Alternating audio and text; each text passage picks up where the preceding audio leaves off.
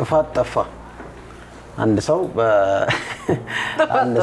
ጥፋት ጠፋ በቃ የሰው ወንድ ልጅ ተበላ አንድ እኔስ ምን መሰላችሁ እርግጥ ሴት ልጅ ናት የተበላችሁ በዚህ ኮንቴክስት አንድ ቤት ውስጥ ያሉ ባልና ሚስት ናቸው ያንግ ባልና ሚስት ናቸው በጣም ግድንግድ ፋውል ሰራች እህታችን ነው ግድንግድ ፋውል ምንድነው በቃ ከባድ ብቻ ከባድ የሚወራ አይደለም እሺ በደፈናው ዝም ብለን እናንሳው በጣም ከባድ ፋውል ሰራች አወቀ ሶ ከሱ የተጠበቀ ማለት በድብቅ ስታረግ የነበረውን ነገር ደረሰበት በቀላሉ ማለት ነው እሱ እና እሱ አስጠብቀ የነበረው በቃ ያ የተገኘ ቀን አለቀልኝ አይነት ነገር ነው ታረድኩ ተገደልኩ አይነት ነገር ነው ከዛ በኋላ አወቀ እንደዚህ አርገሻል እንዴ ምናምን አላት ታይዛለች በቃ ሾክ ያደረገች አው አድርጌያለሁ ብላ ነገረችው ይቅርታ አድርግልኝ ምናምን አለችው እሺ ስላምንሽ ደስ ብሎኛል አላት እና ህይወቱን ኖርማል አድርጎ ቀጠለው የምርህን ነው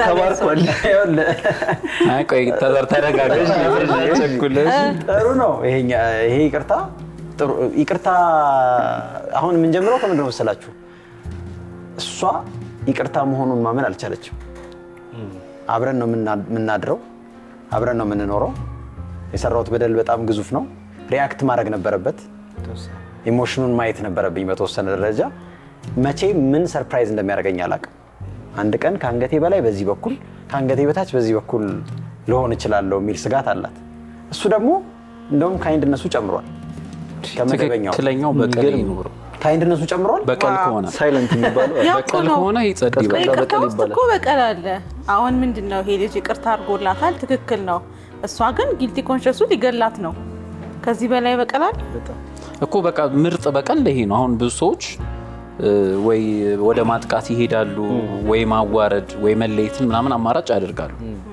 ይቅርታ ማለት እሱ ነው ግን ምናልባት ፖይንቱ አሁን እሷ በጣም የከነከናት ነገር ምንም አይነት ሪአክሽን ሳያሳይ እንደዚህ አርገሽ ነበር አውቄያለሁ ግን ይቅርታ አድርጌልሻለሁ በደፈናው ሲሆን ሳስበው እውነትም የሆነ ቅጣት ነው እኔም ደስ የሚለኝ ማለት ነው በድዬ አጥፍቼ የበደልኩት በደል ምን ያህል እንዳሳዘነው ኢሞሽናሊ ወይ ሲያለቅስ አብሬው አልቅሼ ተደፍቼ ይቅርታ ብዬ ጠይቄ ከዛ በኋላ ግን በቃ ለሱ ለይቅርታው የሚገባ አይነት ሰው ሆኜ መኖሬን ፕሩፍ ባደርግ ደስ ይለኛል አትሊስት እንኳን ቢያንስ ተፈጥሯዊውን ሂደት ቢያሳያት የመጀመሪያው ነገር በተፈጥሯችን ሰዎች ቢትሬይ እንዳረጉንና እንደከዱን ስንሰማ ወይ ስናቅ እንጮሃለን እናብዳለን እናኮርፋለን ወይ ጥለን እንውጣለን ግማሹ ወይ መጠጥ ይጀምራል የዛ ሰሞን ነገሩን እስኪያዋሃደው ድረስ ማለት ነው ስፔሻሊ በቅርብ ሰው ሲሆን ይብሳል ሰው ሰማ ኦኬ ማመንሽ ጥሩ ነው ቀጠለ ሰው ይቺ ሴት ጥፋቱን ስታጠፋ ያንን በደል ስትበደል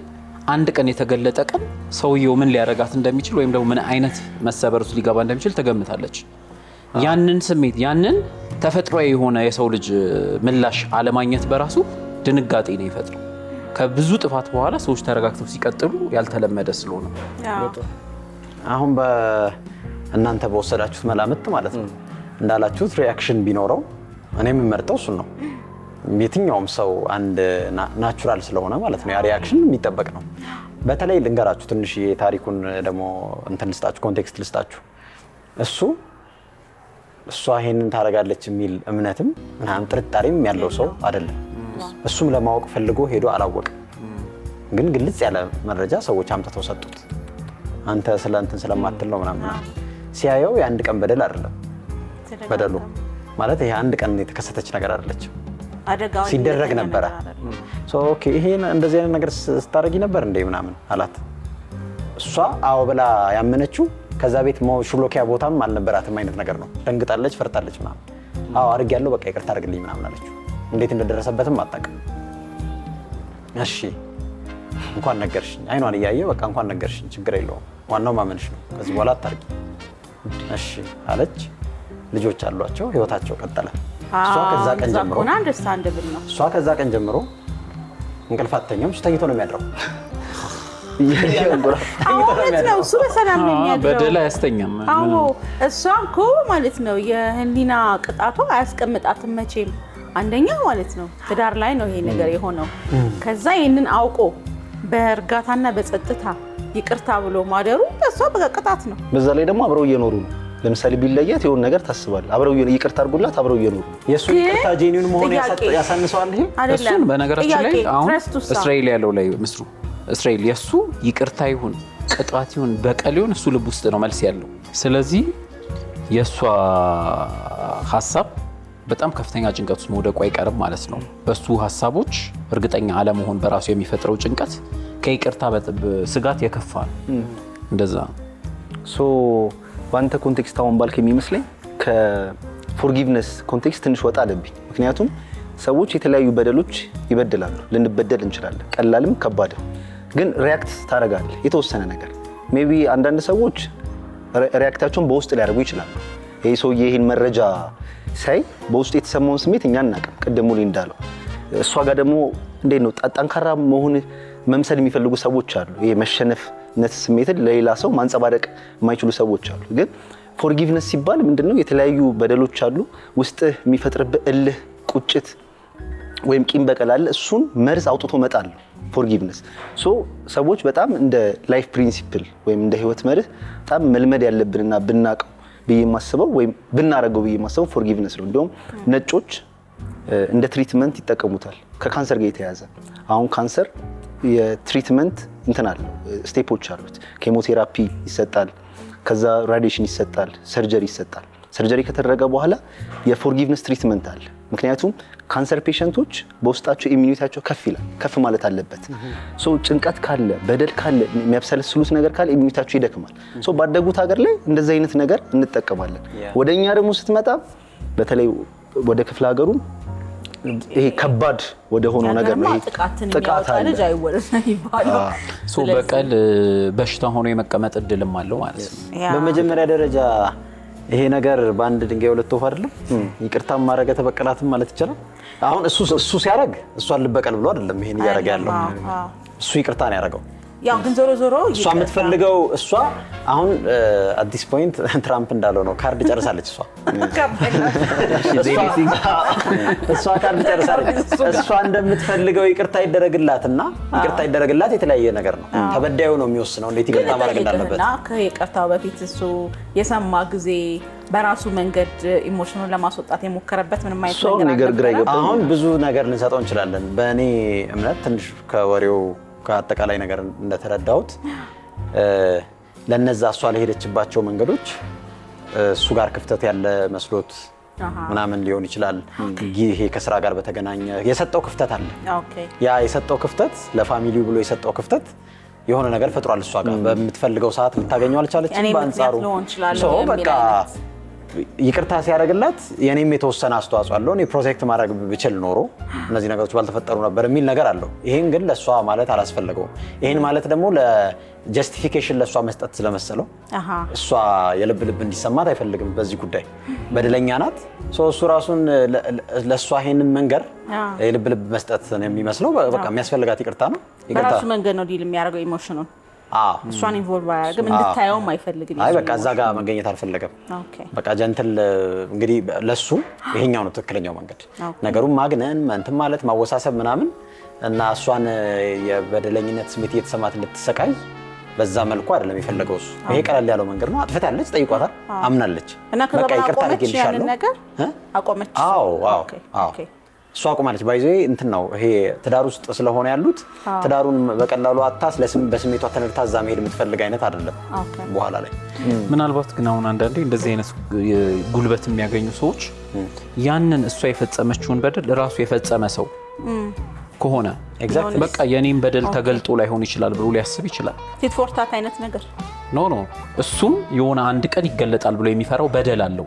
ምናልባት ተመሳሳይ ወይም ደግሞ ተቀራራቢ መጠን ያለው በደል ያ ነው ይቅርታ ለማድረግ ስትሬንግዝ ለሰጠው ለማድረግ። በነገራችን ላይ ይሄ ከጥፋትም ውጪ ነው የምነግርሽ። ሰው በጤነኝነት ይቅርታ የማድረግ ኃይሉን የሚያገኘው የራሱን ጥፋቶች አስበው ነው። የበደልናቸው ሰዎች ይኖራሉ፣ የበደሉን ሰዎች ይኖራሉ። ሶ የበደሉኝን ሰዎች ይቅርታ ማድረግ እንዳለብኝ የሚሰማኝ እኔ የበደልኳቸውን ሰዎች መጠንና ይቅርታ ይደረግልኝና አይደረግልኝም መጠኑ አይመለከትም። ወይም ደግሞ ሆነ ብላ አይደለም ይሄን ያደረገችው ተሳስታ ሊሆን ይችላል ምናምን የሚሉ ጀስቲፊኬሽኖች በማለት ተሳስታ አይደለም እንደዚህ አትረጁ። እኔም ስኳር ልሼ ከሆነ የሌላ ሰው ስኳር መላስ አይገርመኝም። ያጠፋነው ጥፋት መቀራረብ ወይም ተመሳሳይነት ነገርየው ቀለል አድርጎታል። በቃ እንደ ኢዮብ ዘፈን ቀንጥሏት ነው ብሎ ሊያስብ ይችላል። እንትን ነው ምንድነው ታውቂያለሽ? ቆንጆ ሀሳብ ያልሽው አይነት ነገር ማለት ነው። እኔ አሁን የሆነን በደል በድዬ ለኔ ኢዚ ነበረ፣ በቃ ይቅርታ አጥፍቻለሁ አይነት ነገር፣ ከዛ ሙቮን ላረገ ህይወትን ማለት ነው። የተበዳዩ ሰው ግን የበደሉ የደረሰበት ሰው ነው የሚያውቀው ምን ያህል ፔንፉል እንደሆነ። ግን እኔ ከዛ በኋላ ያን ተመሳሳይ ጥፋትን ህይወት ላይ ሲጠፋ ወይም እኔ ስበደለው ያንን በደል ፔኑ ይገባኛል። ይቅርታ ጠይቄ በቃ እንዴት አድርጎ ይሄ የሂሊንግ ፕሮሰሱ ምን ያህል አድካሚ እንደሆነ ምናምን ከተረዳው ቀን በኋላ ግን ራይት አዌ የበደለችኝን ወይም የበደለኝን ሰው ይቅርታ አድርጌልሃለሁ አሁን ገባኝ። ከአሁን በፊት እኔ ሰውን እንዲበድል ያቅ ነበር። ለካ ይሄን ያህል ፔንፉል ነው። እዛ ሰው የጫማ ውስጥ ነበር ካንተ። እሱ እንዳለው አንዳንድ ይቅርታዎች ከአይምሮ በላይ የሆኑ ይቅርታዎችን ይቅርታ ማድረግ የቻሉ ሰዎች ማለት ያን በደል ፈጽመውት የሚያውቁ ሰዎች ምናልባትም ካርማ ወይም እግዚአብሔር ለዛ ያስተማራቸው እንደሆነ የሚረዱ ሰዎች ደግሞ ሊሆኑ ይችላሉ። ይመስለኝ እንዴት ነው ብዙ ጊዜ ይቅርታ የሚለው ነገር ከራስ መንፈሳዊነት ጋር የሚያያዝ ነገር አለ ብዬ አስባለሁ። አሁን በዚህ መንፈስ ይቅርታ የተደረገለት ሰው ለኔ በቃ እንደ ባለውለታ ነው። ላይክ አንተ ከዛ በኋላ ምንም አይነት በደል ብታደርግ ይቅርታ እኔ ለማለት ራሱ ሬዲ ነኝ። ደግሞ ብታደርግ ጀስቲፋይድ ነው የሚሆነው። ምክንያቱም እኔን በጭራሽ ባልጠበቅከኝ መንገድ ባላስቀመጥከኝ ቦታ አግኝተኸኝ ይቅርታ በጣም ልትበሳጭ ልታባረኝ ኢቭን እስከ መግደል የሚያደርስ በደል አድርሼብህ ግን ያንን ይቅርታ ብለህ ስታልፍ አንተን በቃ እንደ ፍጹም ሰው እንድቆጥር ነው የምታደርገው ከዛ በኋላ። ስለዚህ ምንም ነገር ብታደርግ ከዛ በኋላ በቃ የኔ ይቅርታ አለ። በእንደዛ አይነት መንፈስ ነው የምኖረው ነው እንደዛ ከዛ በኋላ የሚሆነው አይደለም። ይቅርታ ራሱ ግን ምንድነው አሁን እንዲሁ ከገባንበት ላይ ቀር በዚህ ታሪክ ይሄን ታሪክ ወደ በኋላ እንመለስበታለን። ይቅርታ የሚባለው ነገር ሰዎች በተደጋጋሚ ይሉታል። ይቅርታ ማድረግ መልካም ነው። እንደውም ደግሞ ባይብል ላይ ደግሞ ከመጣሽ በየቀኑ ካለው የጸሎት ፓኬጅ ውስጥ አንደኛው እግዚአብሔርን ይቅርታ ስንጠይቀው እኛ ይቅር እንዳለን እያለን ነው የምንጠይቀው። በርተ የተረጋገጠ ነው ማለት ነው። የኛ ይቅር ማለት አስፈላጊና የተረጋገጠ ነው። አንተም ይቅር በለን እኛ ይቅር እንዳለን ነው የምንለው። በጣም ሲሪየስ ነገር ነው ማለት ነው ይሄ ነገር። አንዳንድ ጊዜ ግን ምን ይሆናል መሰለ ሰዎች ይቅርታ አድርጌልሻለሁ ጥላቻዬን ይዤ እቀጥላለሁ። አንቺን ባገኘሁሽ ቁጥር ከአንቺ ጋር ድጋሚ ሪዩኒየን የሚያስፈልገን ሁኔታዎችና ቦታዎች ላይ እያየሁሽ ባላየ ማለፍ፣ አንቺ የምትናገሪው ነገር አለመጣም፣ ድሮም ማቃት ነበር የሚል ስሜት ውስጥ ሆኜ ግን ይቅርታ አድርጌልሻለሁ ብዬሻለሁ። ከአንገት በላይ የሆነ ይቅርታ ማለት ነው። ይቅርታ አንደኛ መጠኑ የት ድረስ ነው ድንበሩ? እንደምንናገረው ቀላል አይደለም ይቅርታ። እውነት ለመናገር ያው እንዳልከው ነው በደላችን ይቅር በለን እኛም ሌሎችን ይቅር እንድንል በቀን ነው የምንለው። ግን እኛ ሁሉ ጊዜ የበደሉንን ቂም ስንይዝ ነው የምንገኘው። እንደኛ ባለ ሶሳይቲ እንዲያውም ስትመለከት ልጅ እንኳን ሲወለድ ጥቃትን የማያወጣ ልጅ አይወለድ ይባላል። በተለያየ ባህሎች አሉን። ልጆቻችንን ደመላሽ ብለን ሁሉ ስያሜ እስከ መስጠት እንደርሳለን። ደመላሽ፣ ደም መቃባት ምናምን እና ያ ምንድነው የዛሬ አያትህን የገደለውን ሰው አስበህ ኢማጂን የእሱን የልጅ ልጅ ነው የምትገለው ሄደ ያ ሁሉ እዛ ውስጥ መያዝ ነው። ግን ይቅርታ የሚለው ነገር ካፋችን ተለይቶ አያውቅም። ይሄ የፎርጊቭነስ ትልቅነት ብዬ የማስበው ጌታችን መድኃኒታችን ኢየሱስ ክርስቶስ ነው። ለምሳሌ እሱ በመስቀሉ ተሰቅሎ ያ ሁሉ ግርፊያ፣ ያ ሁሉ ቁስል፣ ያ ሁሉ ደም የሾህ አክሊሉን አድርገው የሚያደርጉትን አያውቁምና ይቅር በላቸው። ኦን ዘ ስፖት ስለ ፎርጊቭነስ እየተናገረ ነው አክቹአሊ በዛው ዕለት። ግን ስለ ፎርጊቭነስ እኛ ራሳችን በደንብ አንተ እንዴት ምን ድረስ ነው ይቅር የምትለው? ለምሳሌ ትልልቅ በደሎችን አንተ የሁለት ልጆች አባት ነህ፣ ኦፍ ኮርስ ሚስት አለ፣ ሁለት ልጆች ላይ ችግር ሊፈጥር የሚችልን ሰው ባለቤት ላይ እንደገና ባለቤት ራሷ አንተ ህይወት ላይ ችግር ልትፈጥር ስትችል ማለት አሁን እንደምንለው እንዳልከው እሱ በመስቀል ላይ ይቅር በላቸው ያለው እንዳለ ሆኖ ማለት ነው። እሱ ትምህርት ነው። እሱን ትምህርት ወደ ህይወትህ አፕላይ ስታደርገው አፕሊኬሽኑን ስትሰራው እንዴት ነው? ልክ ነው። ይሄ ፎርጊቭነስ እኛ ራሳችን ስንኖረው ከባድ ነው በጣም አፋችን ላይ በጣም ይቀላል። እኔ አሁን ለምሳሌ በእለቱ በቦታው ካልተበደልክ በጫማው ካላወቀው አታውቀው። ለምሳሌ እኔ ከማልችልባቸው አሁን ራሱ ቁጭ ብዬ ባለቤቴን፣ ልጆቼን ወይ እናት አባቴን ይሄ ያለ የመንካት የማጥቃት ነገር ይሄ በተለይ አካላዊ ጥቃት ሊሆን ይችላል የተለያዩ ነገሮች መችል አይመስለኝም ፐርሰናሊቲ ራሱ።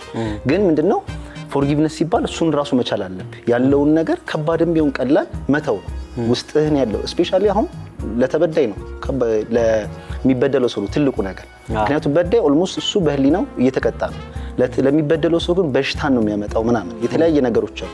ሶ ያንን መርዝ ማውጣት ነው። ትንሽም ሊሆን ይችላል የተበደለው በደል፣ ትልቅም ሊሆን ይችላል። ሶ እኔ ፐርሰናሊቲ ማልችላቸው ነገሮች አሉ። የሆነ ባውንደሪ አለኝ እንደ ሰው። ያው ጌታ ነው። ይቅርታ የሚገባው አለ እና የማይገባው አለ ብለህ ታምናለህ? አዎ እኔ አሁን በሁለት ነው የምከፍለው። ቀለል ያሉ ነገሮች አሉ፣ ቀለል ያሉ በደሎች አሉ። ለምሳሌ ቢሮ ላይ አሁን ኖርማል ፍሬንዶች ይኖራሉ። ዝም ብለው ዘግተው ቢያልፉ፣ በጣም ሰላምተኛ የሆነ ሰው ዘግተው ቢያልፍ አንተም ኖርማሊ ይዘህ ተጠብቀውና ለምንድን ነው እንትን ያላልከኝ ምናምን ብለው ይቅርታ ታደርግለታለህ ምናምን ትጠብቃለህ። ከባድ ግን ሲሆን በተለይ ሞትን የሚያመጣ በቤተሰብ የመጣ ነገር ሲሆን ግን ኮንትሮል ለማድረግ እኔ ያስቸግረኛል ፐርሰናሊቲ ማለት ነው። ሶ ኢትስ ዲፔንድ አይደል? ከበድ ያለ ቶፒክ አነሳችሁና እንዲያውም አዞፍ እየሳስበው ማዘፈኖች ሆኑ የሚመጡልኝ ወደ አእምሮዬ። ላይክ አሁን በዳይ ይረሳል ተበዳይ አይረሳም ይባላል። በስነ ቃላችን ውስጥ የወጋ ቢረሳ የተወጋ አይረሳም ይባላል። እና ይቅርታ ብንለውም ግን የምንኖረው ህይወት ውስጥ ግን በጣም በቀልን እንደ ትልቅ ነገር አድርገን ነው። በቀላሉ የምንረሳው ነገር አይደለም። ሌላው ይቅርና በቤተሰብ መካከል እንኳን በውርስ የተጣሉ ወንድምና እህቶችን ስትመለከት በቃ ለግድያ በነፍስ የሚፈላለጉ አይነት ሆነ ታገኛቸዋለህ። ገንዘብ ነው ነገርየው። ግን ይሄ ገንዘብ አታልለኝ እሱ የኔን ድርሻ ወሰደ ምን በሚል ፍርድ ቤቶች ብትሄድ የተጣበበው በሙሉ ወንድምና ሲጣላ ነው። በቃ ያን ደግሞ በቀል ውስጣቸው ከዛ መጣላት ምናምን በጣም በባህላችን አለ። ያው ይቅርታ ብንልም ከእንትን ጋር እንጃ አንዳንድ ጊዜ ለምን ተነካው ከሚል የሌለ ኩራት ጋር እናያይዘው ወይ ደግሞ በቃ እንትን አይመስልሽም? ምንድነው ደግሞ ኢምፖርታንት ፐርሰን እኔ ነኝ በምድር ላይ ነገር ነው ያንን ለመተው ማንፈልገው ምን እንትን ይመስለኛል። እኔ ይቅርታ እንትን ቃሉ አይመስለኝም። አሁን እኔ መጥቼ በቃ ሚሱ አጥፍቻለሁ ይቅርታ አድርጊልኝ ማለቴ ይቅርታን ለመፈለጌ በቂ ነው ብዬ አላምንም። አሁን የቆየው እንትን ስል አንቺ እንዴት ፊል እንዳደረግሽው ለመረዳት ስሞክር እያገዝኩሽ ሄዳለሁ አንቺ ይቅር እንድትይ ማለት ነው። እኔ ተከታታይነቱ ቢለመድ ምናምን አሁን ለምሳሌ በቃ በጣም ከባድ ነገር እንትን አልኩኝ እና አንቺ ኦኬ በቃ ችግር የለው ምናምን አልሽኝ። ይቅርታ አረግሽልኝ ማለት እንዳልሆነ ሊገባኝ ይገባል። ምን ያህል አስቀይሜያታለሁ፣ ምን ያህል በድያታለሁ። ምናልባት ተከታታይነት ሊፈልግ ይችላል። አንቺን ለመካስ ከዛ በኋላ ማረጋቸው ጥረቶች በቃ ይሄ ልጅ እውነትም ፊል አድርጎታል ብለሽ ይቅርታ እንድትሰጭኝ ያደርጋል። ሰዎች ግን ምን ሊያደርጉት ይሞክራሉ መሰለሽ? በመጀመሪያ ደረጃ እንደውም ከእናቴ ጋር ላስት ታይም እያወራሁ ነበር። ከእርቅ ጋር በተገናኘ እየነገረችኝ ነበር። እነሱ ያስታርቃሉ እና ሰዎች የኛ ማህበረሰብ ይቅርታን የሚያይበት መንገድና ሰዎች እንዲታረቁ የሚፈልግበት መንገድ የተበሰበሰ ነው። ሁለት ሰዎች ተጣልተው ባልና ሚስት ችግራቸውን እንኳን እንዳያወሩ በቃ ተውት ዝም በሉ ምናምን ልክ እንደ ህፃን ልጅ ተነስተው እንዲሳሳሙ ነገር ነው የሚፈልገው ምናምን። ከዛ ዝግት አድርገው ትዛው መሄድ። ከዛ በኋላ ግን እነዛ ሁለት ባልና ሚስት በኋላ ሊገዳደሉም ይችላሉ። ሊያስታርቁት የመጡትን ሰዎች ሸኝቶ የገደለ ሰው አለ። በቸርች በምናምን በቃ ተታረቁ እናንተ ዝም በሉ እንትን ባይብል ክፍትፍት አድርጎ ይቅርታው አልገባም ወደ ውስጥ። ተበዳዩ ሰው በትክክል ሪሊፍ አላገኘም። በዳዩም ሰው ምን ያህል እንደበደለ እያስተባበለ ምናምን ዙሪያ ጥምጥሙን የኔ ይቅርታ አንቺን ስጠይቅሽ ይቅርታ እንዳታረጊልኝ የሚያደርግሽ ነገር የኔ በትክክል ነገሩን ፊል እንዳላረኩ ሲሰማሽ ነው። እኔ ትልቁ አሁን አንተ እንደምትለው በጣም ልባዊ የሆነውን ከልብህ አንድን ነገር ይቅር ማለት ይቅር ማለት ነው አይደል? በቃ ይቅር ከኛ ይቅር ልክ አይደለም ልክ ያልሆነ ነገር ሰርቷል ግን ይቅር ነው። ይቅርታ ስታረግ ግን እኔ ምንድነው የማምነው እኛ ሰው ነን። ሰው ስለሆነን እኔ ሁል ጊዜ በነገሮች ውስጥ ጊዜ መግዛት ወሳኝ ነው ብዬ አምናለሁ። አሁን ሰድበኸኝ ተነስተህ ሄደህ በ5 ደቂቃ ውስጥ ተመልሰህ መተህ ይቅርታ ብትለኝ ፌዝ ነው፣ ጸብም ሊፈጥር ይችላል። ይሄኛው ቁጣዬ ይሄኛው ንዴቴ ራሱ መብረድ መቻል አለበት። ስፔስ ትፈልጋለህ ምናምን። ከዛ ያንተ መነሻ ምን ሊሆን እንደሚችል ደግሞ ራሴ ገምቼ አንዳንዴ እኮ የሆነ ጊዜ ገዝተህ ኧረ ዱላ የሚያንሰኝ ነበር ትላለህ አንዳንዴ። ገብቶሃል? ለምን ሰዎች አጥቅተውንም ሰድበውንም የሚሄዱት ከነሱ ክፋት መነሻ ብቻ ሳይሆን ከኛም በደል ሊሆን ይችላል። ስትዋሽም ቺት ሲደረግብህም ምናምን ገፊ ምክንያቶችን በጣም በበቂ ሁኔታ አስቀምጠህ ሊሆን ይችላል ለሰዎች። ኖ ማተር ዋት ሰዎች ጊዜ ገዝተው ነገሮችን ማየት በቻሉ ቁጥር ምንድነው መሆን የሚጀምረው? አንደኛ ነገሩን አቀለህ ታየዋለህ፣ ከራስህ ጋር በደንብ ትመካከራለህ። ያኛውም ሰው ይሄ ኢንቴንስ ኮንቨርሴሽን አይኖርም። እኛ ሀገር ግን ምንድነው ወጉ ይቀድማል መሰለኝ። አንተ እንዳልከው በቃ አብረው ይቀመጡ አንተም ይቅርበል ምን ሁላችንም እንደዚህ ቅድም እንዳልከው ደግሞ መንፈሳዊ ነገሮች ይጨመሩና ጥረቱ በጎ ሆኖ ግን ጊዜ አይሰጣቸውም። ለዛ ነው አንተ እንዳልከው በትዳር ውስጥም ካየ አታርቀናቸው ተመለስን ሲባል ማታ ሌላ ታሪክ ተፈጥሯል ወይ እሷ ተመልሳ እናትና አባቷ ቤት መታለች ምናምን፣ ይሄ ድካሙ ከንቱ ይሆናል ማለት ነው። ሶ አንዳንድ ጊዜ ጸብ አስፈላጊ ባይሆንም መኮራረፍ አስፈላጊ ባይሆንም ነገር በጣም መክረም ባይገባውም አንዳንዴ ግን ሰዎች ለኩርፊያቸው ራሱ ጊዜ መስጠት አስፈላጊ ነው ብዬ አምናለሁ።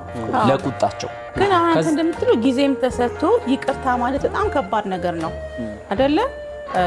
አሁን ሌላ ዘፈን ትዝ አለኝ፣ ተበድዬ ይቅርታ አይደለም ይላል። እንዳለ ዘፈኖቻችን በይቅርታ ብዙ እንትን ይላል። ኖ ዘፈኖቻችን የአስተሳሰቦቻችን መገለጫ ናቸው።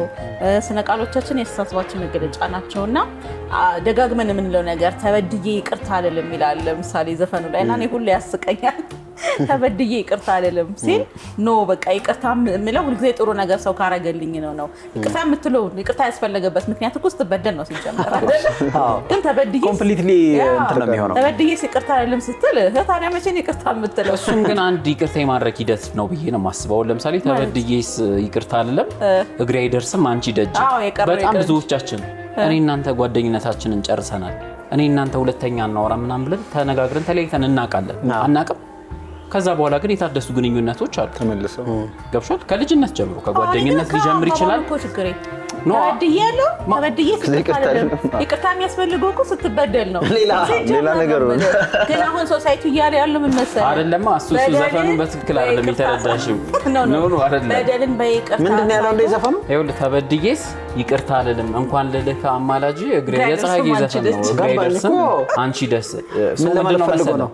ባላጠፋም ነው ተገላቢጦሽ ነው ሲባል ይቅርታ አይደለም አይነት ነገር በቃ ሄጄ ይቅርታ ጠየቅኳት ምናምን ሲሉ ሰምተህ ታውቃለህ? በቃ ሰላም ይሻላል ብዬ።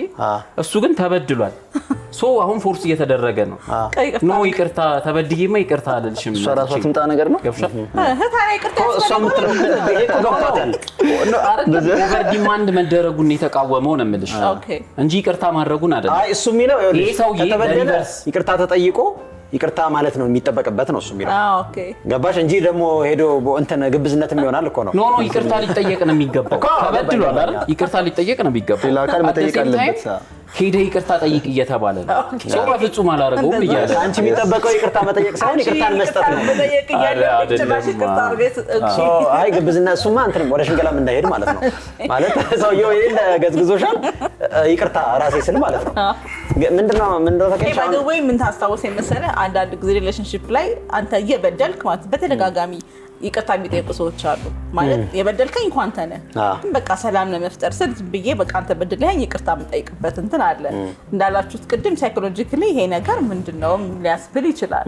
ሁሌ አንተ እየበደልክ ነው ይቅርታ የምጠይቅ። ጋዝላይቲንግም ያው አሁን ምንድነው መሰለሽ ይሄ ሪላቲቪዝም ነው የሚባለው። የሆነ ቲዮሪው ራሱ አንቺ ጋር በደል እኔና አንቺ ማለት ተፈጠረ ነገር አንድ እውነት ማውጣት እየቻለን ስላልሆነ ጥፋት እኮ ምን እንደሆነ ይታወቃል። አይ እኔ ያሰብኩት እንደዚህ ነው እልሻለሁ። አንቺ ምን ያየሁበት ሳይድ ይሄ ነው ትኛለሽ። ከዚህ የተነሳ አንድ እውነት እንዳይኖር እናደርግና ከዛ በኋላ በቃ አንደኛው ሰውዬ ኦኬ ተበድሏል እኮ ግን በሪል ወርልድ ላይ ተበዳይ ነው ሰውዬው። እንግዲህ አንቺ ምን ይቅርታ ማለት ሲገባሽ ማለት ነው ትጠብቂያለሽ ጭራሽ ኦኬ በቃ ምናምን ብሎ ይሄኛው የዋህ ይሆንለታል ለዛኛው ሰውዬ ማለት ነው። የዋህ ነው አይ ዶንት ኖ የዋህ የሚለው ሌላ ግን ምንድነው መሰለሽ አሁን እሱ የተናገራት ነገር ኪናት ጊዜ መስጠት ደግሞ የሚባለው ነገር ማለት ነው። ጊዜ መስጠት መጠኑን እስካላለፈ ድረስ በተቆጡ ቁጣችሁ መሀል ፀሐይ ይግባ እንደተባለው እንትኑን ደግሞ ካላበጀንለት ማለት ነው ድንበር ካልሰጠነው ምን ይሆናል መሰለሽ ላልተፈለገ ኦቨርቲንኪንግ ደግሞ ይዳረጋል። መሀል ላይ የተፈጠረ እንትን ማለት ነው። ቅድም እሱ እንዳለው ጊዜ ይፈልጋል ተበዳይ ሰው በቃ ኢሞሽናል ሆኖ እሱም እንዳያስቀይምሽ ሌላ ነገር ውስጥ እንዳትገቡ ስፔሱን ልትሰጪው ይገባል። ግን ስፔሱን በመስጠት ውስጥ ሊታገዝ ይገባል ብዬ አስባለሁ። በተለያዩ እየደጋገምኩኝ እኔ ራሱ በደሌን አድሚት በማድረግ አንደኛው ችግር እኛ በተአምር እኔ ይሄንን አጥፍቻለሁ ለማለት አንገታችን ይቆለመማል። የእንትን ልቸገራል አድሚት አናረግም። ብናረግ ራሱ ያድበሰበስን ነው የምልሽ። ቅድም እንዳልኩሽ እሺ አንተ እንደዛ ከተሰማ ይቅርታ አድርግልኝ አይነት ነገር ነው። እኔ እንደዛ አይደለም ባያሰብኩት ኖ ሰምቼዋለሁ ያለኝን ነገር ተበዳዩ ወይም የተፈጠረውን ነገር አውቀዋለሁ። ደግሞ ልቦናችን ማታ ገብተን ልንተኛ ስንል ይነግረናል። በቃ ይሄን ጥፋት እንደዚህ አድርጌ በድያለሁ ሶሪ ምናምን የማለት ባህል ቢኖርን ኖሮና ከዛ ደግሞ እሱ በሚወስዳቸው ጊዜዎች ስፔሶች መካከል ትንሽ ጠብጠብ ብናደርግ ለጥፋተኝነታችን ይቅርታ እንደምንፈልግ ማለት ነው። ያኔ ሰውየው እየለቀቀው ይሄዳል። እሱ ላይ አንተ እንዳልከው ደግሞ አሁን ለምሳሌ ሰዎች ይቅርታ ይጠይቁሃል ብዙ ጊዜ እኛ ጋር ከበኛ ካልቸር ውስጥ ማለት ነው። ግን ላጠፉት ጥፋት ሁል ጊዜ እንዲኮ አስቤ እንዲኮ ቢሆን ኖሮ ወደ ስህተቱ የገፋቸውን አንድ ምክንያት ይሰጡሃል። በየዋህነት የሚለዋል እንጂ በየዋህነት ሳላስበው ሌላ ነገር ገብቷል። እኔ እኮ የኔ ሀሳብ በቅንነት ይሄን እናተርፋለን ብዬ ነው ይልሃል። ግን ገንጥሎ የወሰደው ነገር አለ ካንተ ላይ ሶ የእውነት አይሆንም ከቃል አጠቃቀማችን ጀምሮ ኮሱና አድሚታው በትክክል እና ግን አጥፈን ምናምን። ከዛ ደግሞ ሌላኛው ግን አሁን አንተ እንዳልከው ስፔሱ ግን እየሰፋ ደግሞ ሲሄድ ማለት ነው እድል እየሰጠን ነው የሚሄደው ጭራሽ እንዳስብ ያንን ግንኙነት ለማቆም ለመቅረት። አዎ ከዛ ኦቨርቲንኪንግ ይመጣል።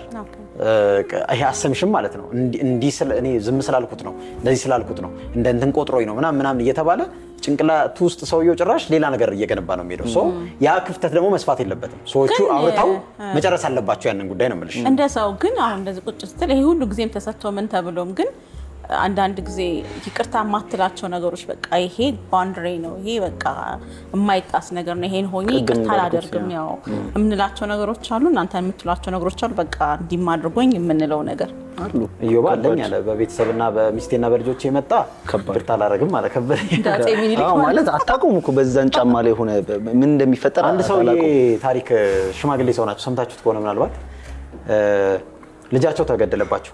ትክክለኛ ስቶሪ ነው። ልጃቸው ተገደለባቸው። በጣም የሚደብር አገዳደል ላይ የተገደለው ብዙ ሆኖ አንድ ፋሚሊ ብዙ ሆኖ ያጠቃው ልጁ ያውም በፍቅር ምናምን ምክንያት ነው።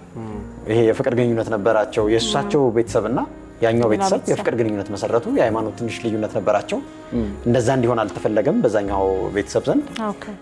ልጁን አስፈራሩት። አቁም ከዚች ልጅ ጋር ካላቆም እንገላለን ምናምን አሉት። ፋይናሊ ሊያቆም አልቻለም። ገደሉት። ብዙ ሆኖ ወንድሞቿ ምናምን ፋሚሊ ሆኖ እና በጣም በግፍ ነው የተገደለው ያ ልጅ ማለት ነው። ይሄኛው ፋሚሊ ምንም ሊያስቆመው አይችልም ያንን ፋሚሊ ለመበቀል። እውነት ነው። የለቅሶ ቀን ዘር ማንዘራቸው ተሰብስቧል። አካባቢው ያለ ሰው በሙሉ መጥቷል ምናምን ሁሉም ሬዲ ነው። እሳት ጎርሰው እሳት ለብሰው ጭራሽ ስለወደደ እንደዚህ ይጠቃል ወይ አንድን ሰው በዚህ ደረጃ መጉዳት ይቻላል ወይ በፍቅር ምክንያት ምናምን ተብሎ አካባቢው ሁሉ ሆት ሆኗል። አባትየው ግን ለቅሶ ላይ ተነሱና ቀጥተኛ ተበዳይ እሳቸው ናቸው። እሳቸው ተነስተው በፍጹም ተበቀላችሁ ማለት እነሱን ሆንም ማለት ነው። እኛ እንዴት እንደቆሰልን አይታችኋል በዚህ ግድያ። በቃ ይሄን ነገር ማስቆም የምንችለው ይቅርታ በማድረግ ነው። አሜሪካን ሀገር አሁን እሱ እንደዚህ አይነት ታሪኮች ሲነግር በጣም ብዙ የግድያ ኬዞች የመድፈር ኬዞች ምናምንና ፍርድ ቤት ውስጥ ነው ይቅርታ ሁላ የሚያደርጉት ማለት ጥፋተኝነታቸው ተረጋግጦ ወንጀለኞቹ ልክ እንደዚሁ እናቶች አባቶች በጣም በቃ ይሄ እንደኔ ልጅ ነው አላወቀም ስላልገባው ነው ምናምንና ሁልጊዜ የየትኛውም ሃይማኖት ይሁን ማለት ነው ይቅርታ የማድረጋቸውን ኃይል የሚቀዱት ከመንፈሳዊነት ነው። ይገርማል። አብዛኛውን ጊዜ ወይ ክርስቲያኖች ናቸው ወይ ሙስሊሞች ናቸው። ከዚህ ነው የምትቀጁ። እኔ ግን ትልቁ ይቅርታን ልብሽ ውስጥ እንዲያሸንፍ የምታረጊበት ጥበብ ሰው እንደሚሞት ማሰብ ነው። ቅርብ ጊዜ በሆነ አጋጣሚ ያው ጉዳዩን እዚህ መዘርዘር ስለማይመች ነው ተራ ከጎረቤት ጋር ግጭት ይፈጠራል ማለት ነው። እና ግጭቱ ይፈጠርና ወጥቶ ንግግር ይጀመራል ማለት ነው። ትልልቅ ሰዎች አሉ እናቶች አሉ በጋራ አንድ ሰው ወጥቶ ያጥረገርጋቸዋል። እናቶች ናቸው አብዛኞቹ ሽበት ምናምን በቃ ቀና ብለህ የማታያቸው ነገሮች ማለት ነው። ጥፋቱን ያጠፋ ሰው አለ የጎረቤት ልጅ ነው ጥፋት አለ እዚህኛው ሳይድ ላይ ግን ትልልቆቹ ሰዎች ምንም አያደርጉ። የዛን ጥፋት ታክኩ በጣም ክፉ ነገር ይናገራል ማለት ነው። ከዛ በኋላ በቃ ትልቅ ሰዎች ናቸው ጥፋቱ አለ ግን እዚህ ጋር የነበረው የብልግና ቃላት ልውውጥ እነሱን ሞራል አሳጣቸውና እዛ ውስጥ ኢንቮልቭድ ሆንኩኝ ማለት ነው። እንዴት እነዚህ አይነት ሰዎችን በዚህ እድሜ ያሉ ሰዎችን ምን ቢጠፋ እንዴት እንደዚህ ትናገራለህ ምናምን ብለን ክፉ ደግ መነጋገር ጀመረን።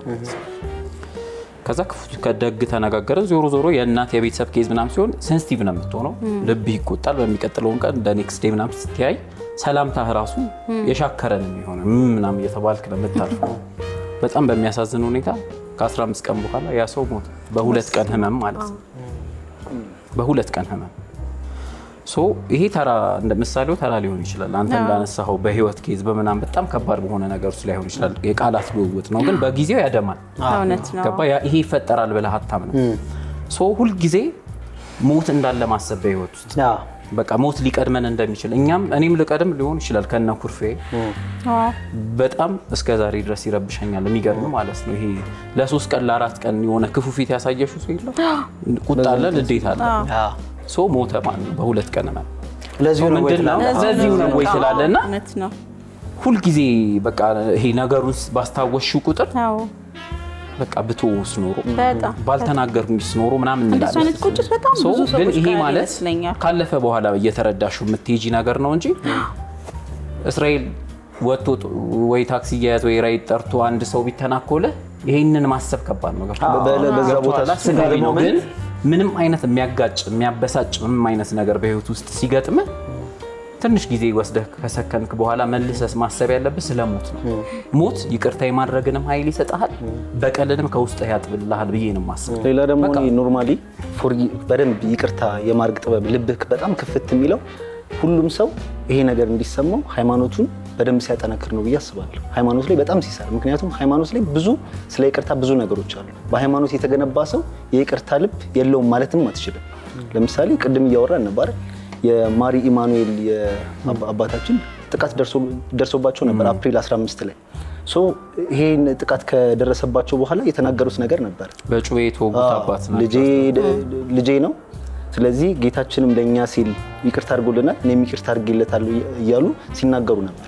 ስለዚህ ሁሉም ሰው አንደኛ በደንብ እውቀታችን ቢሰፋ ስለ ይቅርታ ያለን እውቀት በደንብ ቢሰፋ ከዛ ደግሞ በሃይማኖት እምነታችንን በደንብ ብናጠነክር ከስር የሚመጡት ጄኔሬሽኖች በደንብ መገንባት እንችላለን። እኛም ልባችን በደንብ ክፍት ይሆናል። ትንሽ ነው ትልቅም አንልም።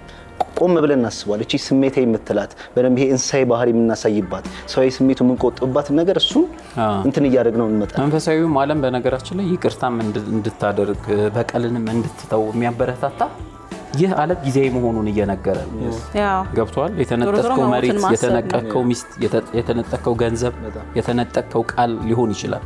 በጣም ብዙ አደራዎች ሊበሉ ይችላሉ። ግን እነዚህ ሁሉ ተደምረው ገብቷል ይሄንን ሁሉ ሰው አይጎዳም ብሎ አይደለም የሚያስበው። የትኛው መንፈሳዊ መጽሐፍ ቅዱስ ቁርአንም የሰውን ባህሪ ይረዳል። ከፍጥረት ጋር ያለንን እንትን ሰው ምንድነው ወደ ሞት በጣም ብዙ ጊዜ ወደ ሞት ስታስብ ይሄ ሞት እንዳለ የገባው ሰው ነው። አንደኛ በደልም ትቀንሳለህ። እውነት ለመናገር ሞት እንዳለ ስታስብ መውጋት ትተዋለህ፣ መቀማት ትተዋለህ፣ መሻማት ትተዋለህ፣ ለቃል ትጠነቀቃለህ። እና ፍትህ ደግሞ እንትን አይደለም። ፍትህ ስፒሪቹዋል ነው፣ ከላይ የሚገኝ ነው።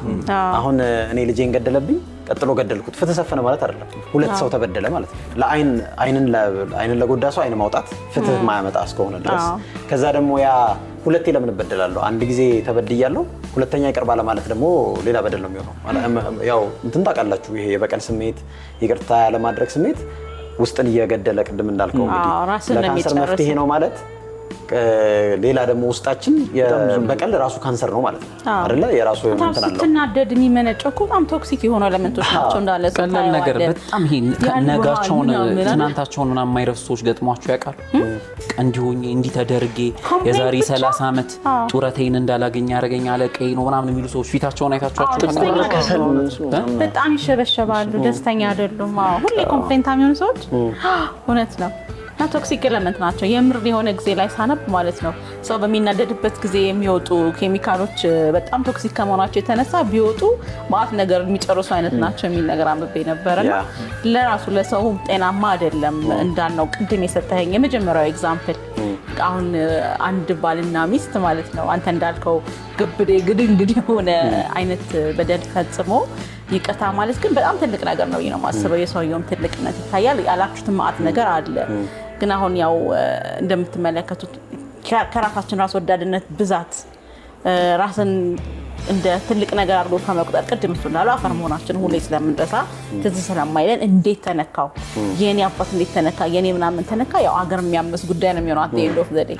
እና ሌላው ትልቁ ሰው የሚዘነጋው ነገር ማለት ነው አሁን አንተ ትናደዳለህ በጣም አንዳንዴ ይሄ የምታወራውንም የምታረገውንም መቆጣጠር እስኪያቅት ድረስ እንሆናለን ሰው ስለሆነ ወዴት ነው የምንሄደው? አሁን ብዙ ሰው ወደ መጠጥ ቤት ይሮጣል ወይም ደግሞ የሆነ ሰው ያገኝና ምክር ለመጠየቅ ይሞክራል። እንዳጋጣሚ ያገኘው ሰው ኤቪል የሆነ አስተሳሰብ ካለው የሚመክረን ይሄን ጥለት መጣለ ይላል። መጠጥ ምናልባት በጥፊ መምታት የሚከብድ ሰው ነገር እንዳልከው ስለትይዘህ ለበቀል እንድትሮጥ ያደርጋል። ሶ እኔ ሰው በየትኛውም አይነት ሲቆጣ በጣም ከባዱን የህይወት ስህተት እንዳይሰራ ማምለጫ ቦታ ማዘጋጀት አለበት። ሲከፋ ሆዴን ነው የምትሄደው ትልቁ ቁም ነገር ነው። ትልቁን ስህተት የማትሰራው ሲከፋ የምትሄድበትን ቦታ በመምረጥ ከሚስት ጋር እየተጣላህ ነው ደም ስርህን እየበጠሰችው በብስጭት በጣም ብዙ ጥፋት አለባት። ወዴት ነው የምትሄደው? እዛው ትታገለዋለህ? እዛው ታወራለህ? ወይስ መውጣትን ትመርጣለህ? በጣም ብዙ ሰዎች እንዲህ ራሳቸውን መቆጣጠር የማይችሉበት ሞመንት ላይ ቅድም አንተ እንዳልከው ወይ ቤተክርስቲያን ወይ መስጊድ ምናምን መሄድ ይመርጣሉ። ስለዚህ ሰው ማንኛውም ራሱን መቆጣጠር የማያስችለው አይነት ስሜት ሲወረው የማምለጫ ቦታ ማዘጋጀት አለበት ብዬ ማምነው። ሁልጊዜ ሲከፋኝ ወዴት ነው የሚሄደው? መጠጥ ቤት ነው? ጓደኛ ጋር ነው? የት ነው? ሶ ወደ መልካሙ ሐሳብ ወደ ይቅር ባይነቱ የሚመራን ቦታ ይታወቃል ለብዙዎቻችን። ይሄንን መልካም ሐሳብ ሊያቀብለን የሚችለው ቦታ ሶ ማምለጫህን ካዘጋጀ እጅህ ደም አፍሶ በህይወት ይሄ በጣም ዘላለም ማትረሳው ነገር አለ አይደል? በነገራችን ላይ አንድ ትልቅ የረሳነው ነገር እንደሆነ ታውቃለህ? አሁን ሰዎችን ይቅር ስለማለት ነው ያወራነው። በጣም ከባዱ የህይወት ከባድ ፈተና ራስን ይቅር ማለት ነው። ራሴ ላጠፋው ጥፋት በቃ ሆኗል አድርጌዋለሁ ብዬ ራሴን ይቅር ማለት በጣም ከባዱ ነገር ነው። ለምን አንቺ ይቅርታ ብለሽኝ ልትሄጂ ልታልፊ ምናምን ትችያለሽ። ሰው ግን 24 ሰዓት የሚቀመጠው የሚያወራው ከራሱ ጋር ነው፣ ከራሱን የማያመልጠው እና ራስንም ይቅር አለማድረግ ከባድ ነገር ነው። መጨረሻ ላይ ይሄን ነገር ስንጠቀልለው መጨረሻ ላይ ማለት የምችለው ነገር ነገሮች ኤክሰርሳይዝ የሚደረጉ ናቸው። ይቅርታ በፍጹም በአንድ ቀን በቃ ይቅር የምትለው አይነት ነገር አይደለም። በትንንሽ ነገሮች መጀመር አለበት። ልምምድ ይፈልጋል። አድሚት ማድረግ ራስን መቅጣት ነው። አጥፍቻለሁ እኔ አሁን 30 ጊዜ አንተን አጥፍቻለሁ ማለት አልፈልግም። በህይወት ውስጥ እንደዛ አይነት እንትን መሆን የለብኝም። ገባ?